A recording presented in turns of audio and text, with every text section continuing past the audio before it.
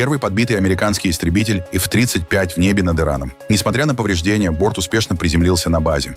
Премьер-министр Японии Санае Такаичи в Белом доме. Говорили об Иране, энергетике и экономике.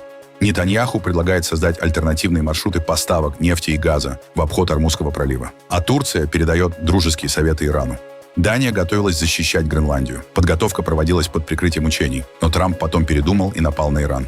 Крупнейшую партию политзаключенных, 250 человек, отпустил Лукашенко, после того, как США частично сняли санкции с Беларуси. А теперь об этом подробно и по делу. Это один день. Подпишитесь, поставьте лайк этому видео и оставьте свой комментарий. Заранее спасибо и начинаем.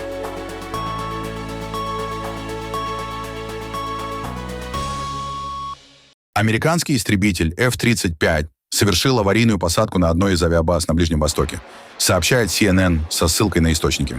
По данным телеканала, предположительно, самолет, совершавший боевой вылет, был подбит над Ираном. F-35 удалось успешно приземлиться. Сейчас ведется расследование инцидента.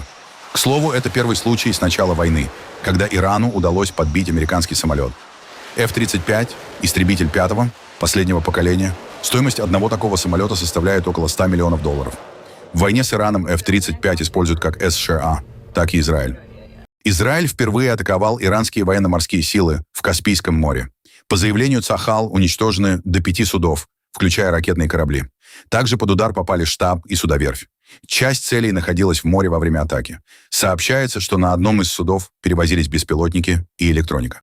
Центральное командование США опубликовало спутниковые снимки последствий удара по заводу баллистических ракет. Объект использовался для сборки ракет класса «Земля-Земля». На снимках до и после зафиксированы значительные разрушения. Ракетный удар Хезболлы по северу Израиля. В Кириат-Шмоне поврежден жилой дом. 2 человека ранены, 1 в тяжелом состоянии. На месте работают спасатели, жители укрывались в убежищах. Обстрелы с территории Ливана продолжаются с начала марта. Премьер-министр Японии Санае Такаичи прибыла в Белый дом на переговоры с Дональдом Трампом. Президент США заявил, что Токио активно поддерживает позицию Вашингтона по Ирану и берет на себя ответственность, в отличие от НАТО. Стороны также обсудили энергетику и безопасность. Мы будем сегодня это обсуждать. У нас прекрасная поддержка и отношения с Японией во всех вопросах. И я считаю, что, судя по заявлениям, сделанным вчера и позавчера, Япония действительно берет на себя ответственность. Да, в отличие от НАТО. Нет, я не размещаю войска нигде. И если бы размещал, я бы вам точно не сказал. Но мы проводим эту операцию, и когда она завершится, мир станет гораздо безопаснее. Премьер-министр со мной согласна. Она считает происходящее со стороны Ирана ужасным. Думаю, так считает практически каждая страна. Иран — серьезная угроза миру, Ближнему Востоку и всему миру. И все со мной согласны, практически все страны. Я хотел потушить этот пожар. Я говорил, если я это сделаю, цены на нефть вырастут, экономика немного просядет. Я думал, будет хуже. Гораздо хуже. Был шанс, что будет намного хуже. Но это не так плохо. И все скоро закончится. Мы уничтожили их флот. Мы уничтожили почти все, что можно уничтожить, включая руководство. Их флот уничтожен. Их авиация уничтожена, системы ПВО уничтожены. Мы летаем где хотим, в ПИТ. В нас даже никто не стреляет. Их руководство ликвидировано. Они назначают новых лидеров, и их тоже нет. Назначают новых, и их тоже нет. Сейчас снова ищут новых лидеров. Мы можем уничтожить остров в любой момент. Я называю его маленьким нефтяным островом. Он совершенно не защищен. Мы уничтожили все, кроме труб. Мы оставили трубы, потому что их восстановление заняло бы годы. В целом, мы значительно опережаем график. Мне пришлось это сделать. Я называю это операцией. Мне пришлось провести эту небольшую операцию и сделать то, на что ни у одного другого президента не хватило смелости. Да, я сказал ему, Нетаньяху, не делать этого. И он не будет этого делать. Мы не обсуждали это подробно. Мы действуем независимо, но отлично ладим. Это скоординировано, но иногда он делает что-то, что мне не нравится, и тогда мы это прекращаем. Нам не нужно много. Нам вообще ничего не нужно. Честно говоря, нам ничего не нужно ни от Японии, ни от кого-либо еще.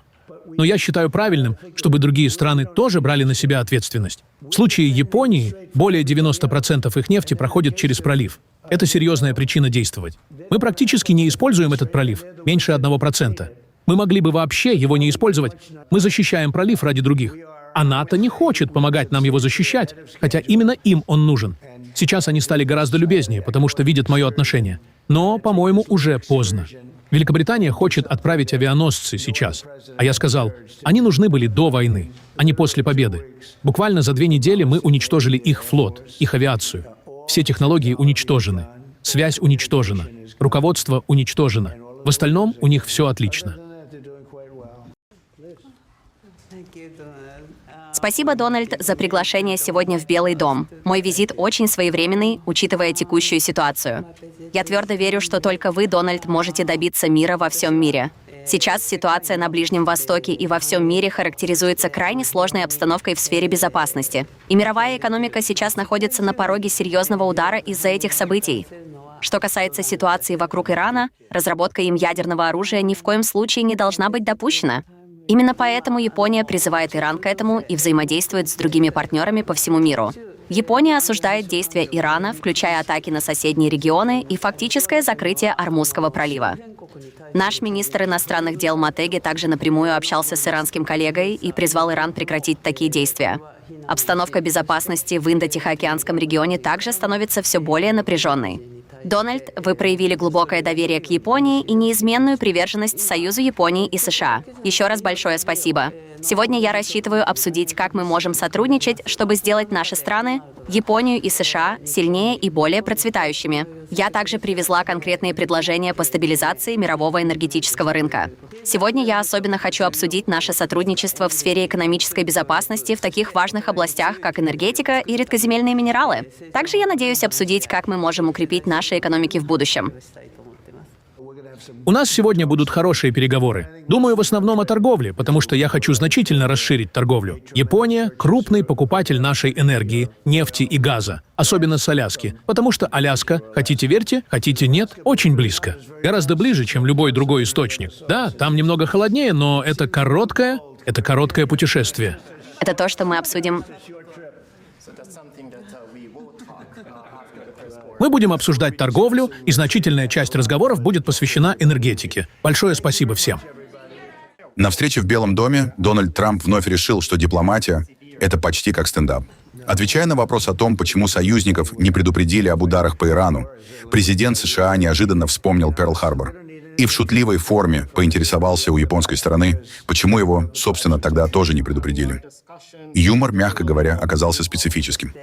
Премьер-министр Японии Санае Такаичи в этот момент заметно растерялась, широко раскрыла глаза и, кажется, на секунду перестала понимать, как на это вообще реагировать. Ну, во-первых, не хочется слишком многое раскрывать. Когда мы действуем очень жестко, и мы никому об этом не говорили, потому что хотели внезапности. Кто лучше Японии знает, что такое внезапность? Ладно, почему вы не сказали мне о Перл-Харборе? Правда ведь?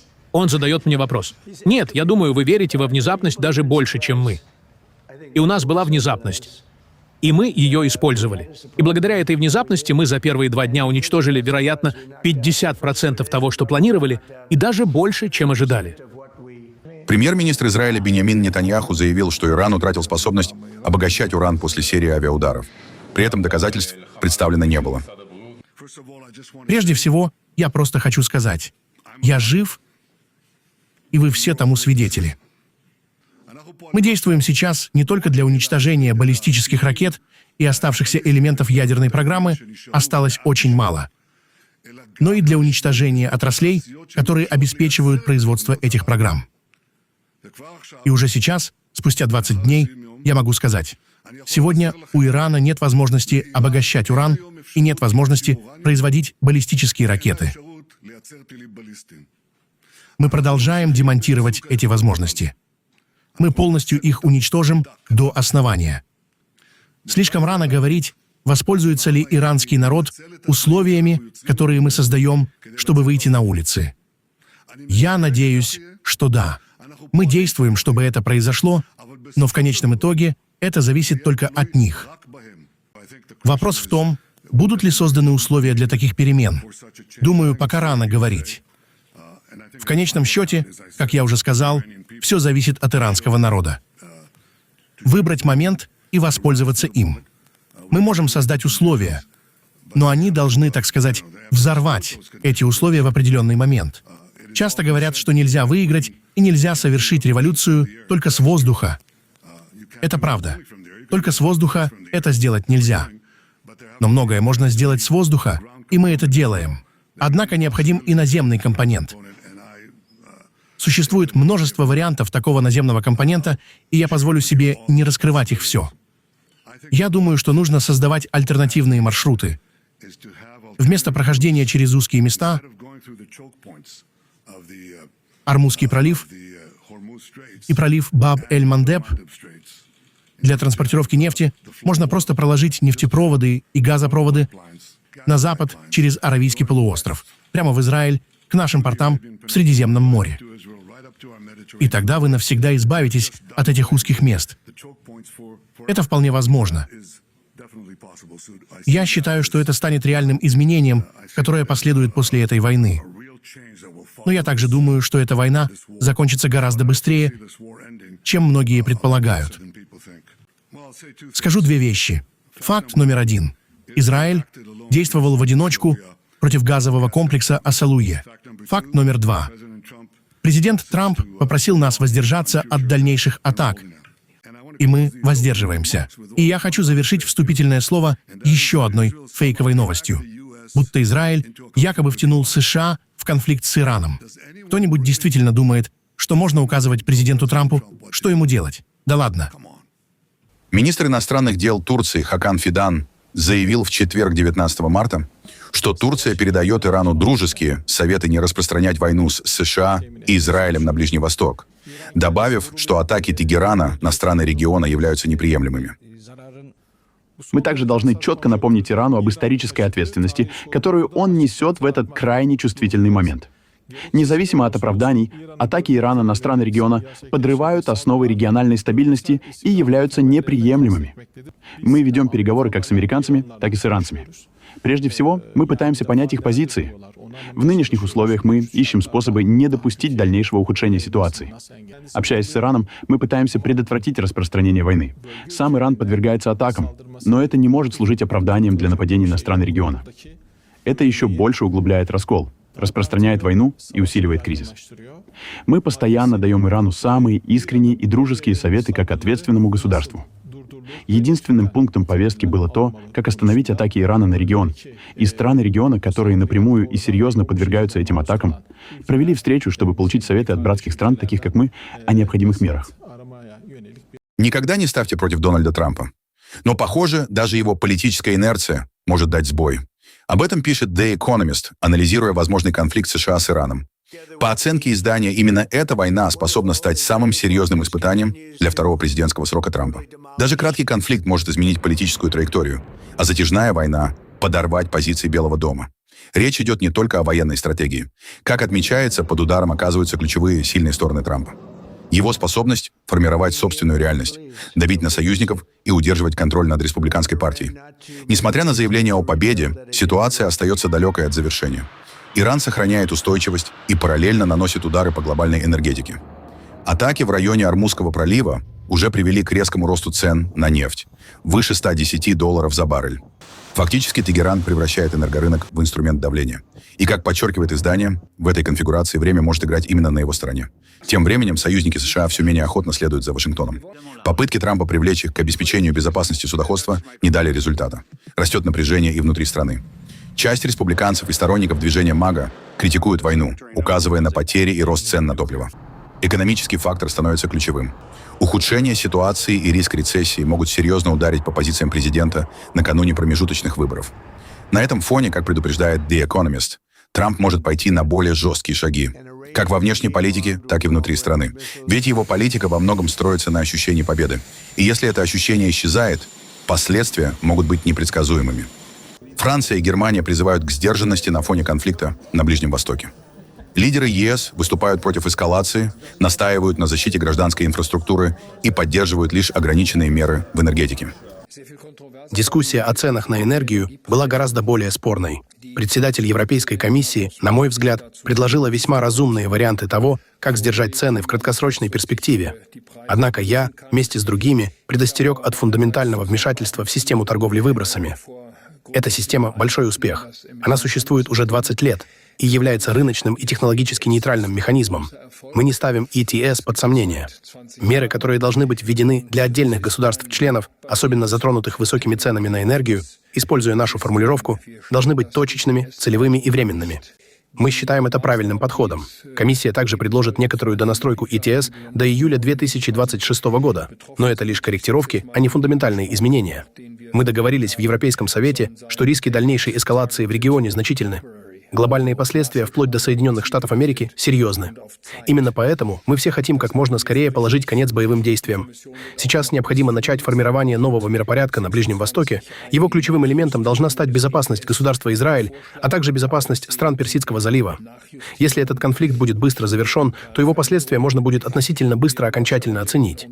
Но в какой степени это приведет к дальнейшим последствиям, включая инфляцию, сейчас предсказать невозможно, все в решающей степени зависит от продолжительности конфликта.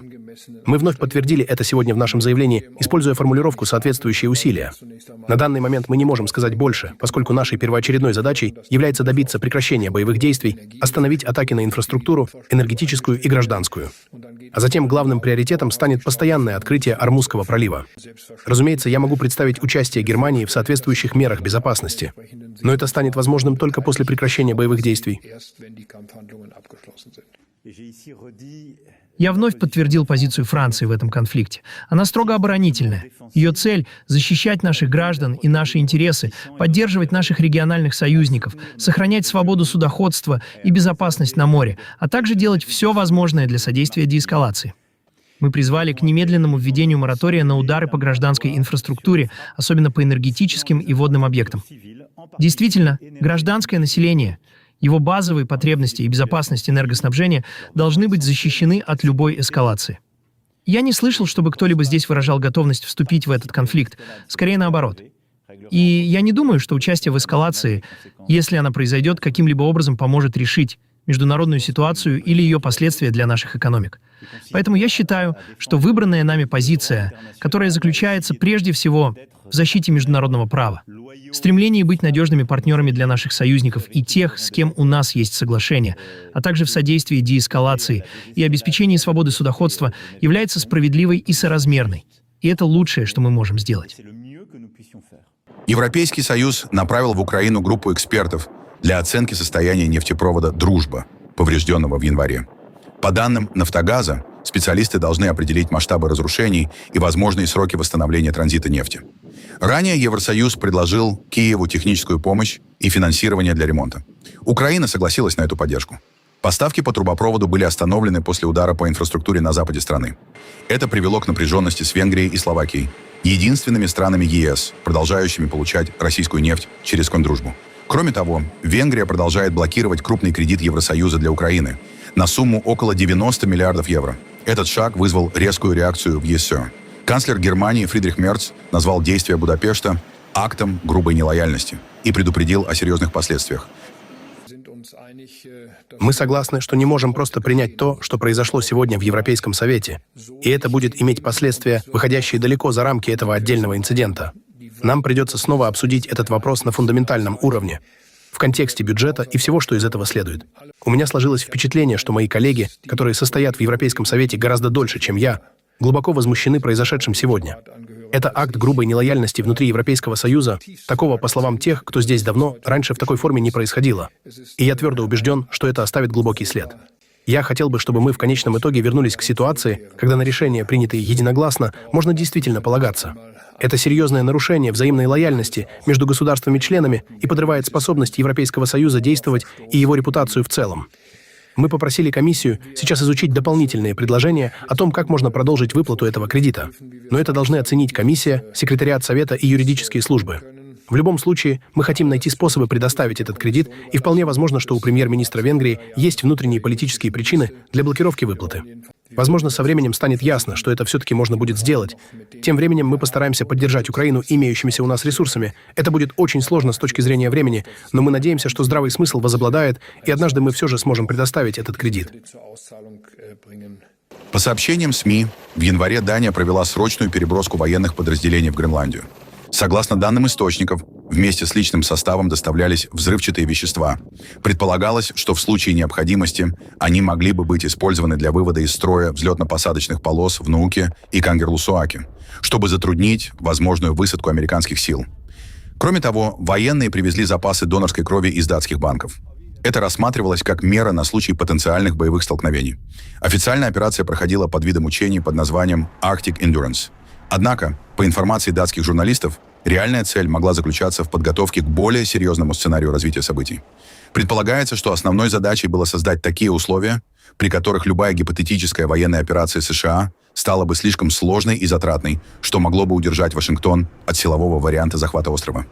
США частично сняли санкции с Беларуси после переговоров посланника президента Дональда Трампа Джона Коула с Александром Лукашенко в Минске. Вашингтон заявил, что этот шаг стал частью договоренностей по гуманитарным вопросам и возможному улучшению отношений. Соединенные Штаты снимают санкции с Белинвестбанка, Банка развития Беларуси и Министерства финансов. Мы, Соединенные Штаты, полностью выходим из активов белорусской калийной компании. В обмен на финансовые послабления Лукашенко освободил 250 заключенных, крупнейшую группу за все время. Среди них блогеры, журналисты, активисты и участники протестов 2020 года, осужденные по политическим статьям. В их числе Эдуард Пальчис и Валентин Стефанович. При этом часть освобожденных вывезли в Литву, а большинство осталось в Беларуси. По секрету все ждут и все радуются, когда кого-то освобождают. Мы радовались всегда, когда кого-то выпускали. Но было очень неожиданно, кто где был. Я был вообще там в карцере, и из карцера я здесь. Поэтому мне надо привыкнуть просто к каким-то вещам.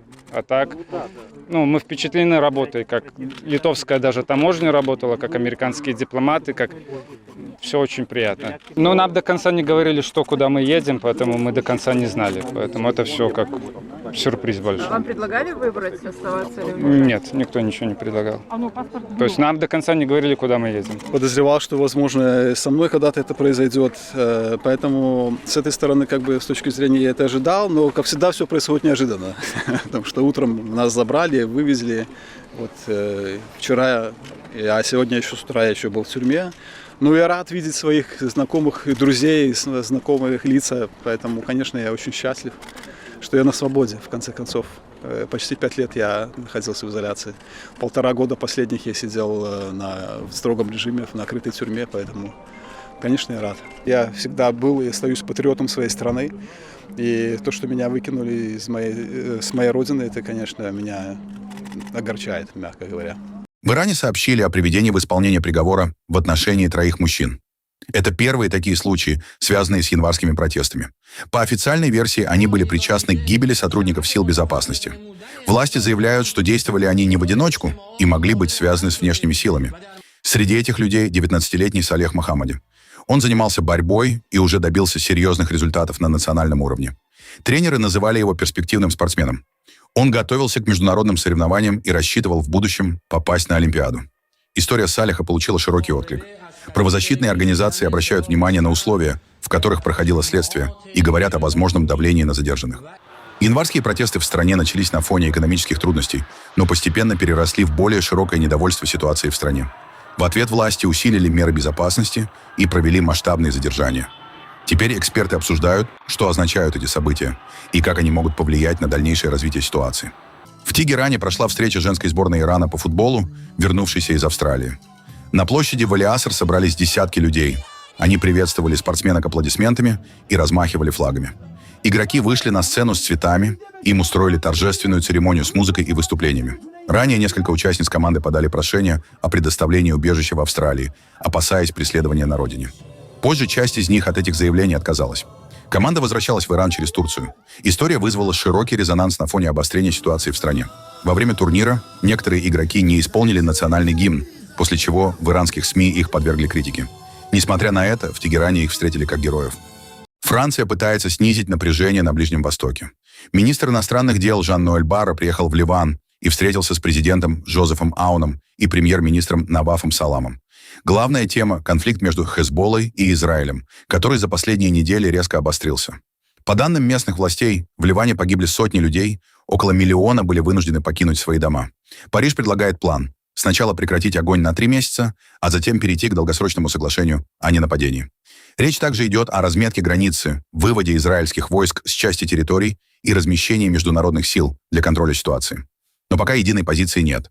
США отнеслись к инициативе сдержанно, а Израиль ее не поддержал. Переговоры продолжаются, но быстрое решение пока не просматривается. Министр обороны Германии Борис Писториус заявил, что сейчас говорить об отправке немецких военных в Ормузский пролив рано. По его словам, ситуация в регионе остается напряженной, и даже тральщики не смогли бы туда войти. Их обстреливали бы с берега. В таких условиях пришлось бы задействовать вооруженные силы. В настоящий момент тральщики не помогли бы, потому что они даже не смогли бы туда войти, по ним велся бы обстрел с суши. Это означает, что нам пришлось бы направлять вооруженные подразделения. Вы сами понимаете по своему опыту, что для этого потребовалось бы.